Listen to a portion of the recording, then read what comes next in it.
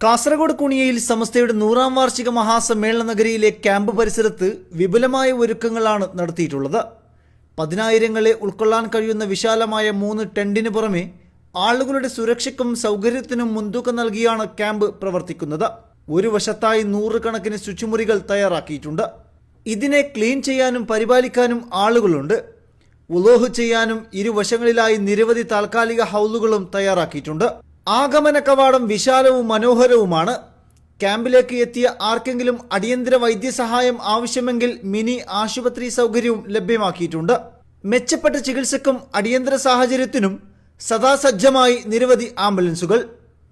ക്യാമ്പും പരിസരവും ഭക്ഷണശാലയും സദാ CCTV നിരീക്ഷണത്തിലാണ്.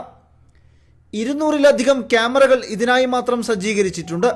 ക്യാമ്പിൽ കഴിയുന്നവർക്കും ക്യാമ്പ് നിയന്ത്രിക്കുന്നവർക്കും സമയാസമയം ഭക്ഷണം, വെള്ളം, മറ്റു സൗകര്യങ്ങളും ലഭ്യമാക്കുന്നുണ്ട്. മാലിന്യം ശേഖരിക്കുന്നതിനും മാറ്റുന്നതിനും സംവിധാനം ക്യാമ്പിലുണ്ട്. ക്യാമ്പിനകത്ത് ചൂട് നിയന്ത്രിക്കാൻ ചെറുതും വലുതുമായ ഫാനുകൾ, കൂളറുകൾ, ആവശ്യമായ ഇടങ്ങളിൽ ശുദ്ധീകരിച്ച മുറികൾ.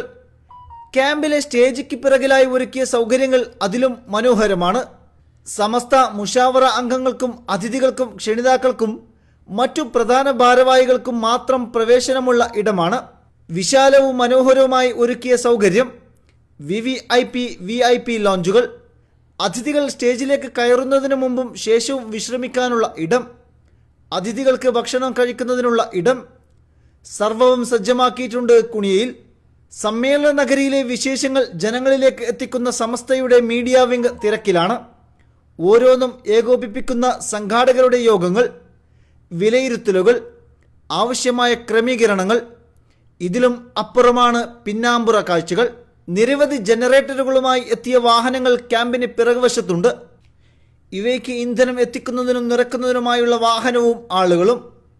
ആവശ്യമായ എല്ലാ സൗകര്യങ്ങളും ലഭ്യമാക്കിയിട്ടുണ്ട് കാസർഗോഡ് കുണിയയിൽ. സമ്മേളന നഗരിയിൽ മാസങ്ങളോളമായുള്ള ഒരുക്കങ്ങൾ, മഹാസമ്മേളനത്തിനായുള്ള കാത്തിരിപ്പ്, പ്രവർത്തനം ഏകോപിപ്പിക്കുന്ന വലിയൊരു ജനവിഭാഗം ഇതിന് പിന്നിലുണ്ട്. 30,000-ൽ പരം ക്യാമ്പ് അംഗങ്ങളെ സഹായിക്കാൻ മാത്രം സ്വയം സന്നദ്ധരായ 3,000-ലധികം വോളണ്ടിയർമാർ തന്നെ നിലവിൽ കുണിയയിലുണ്ട്. News desk, channel RB.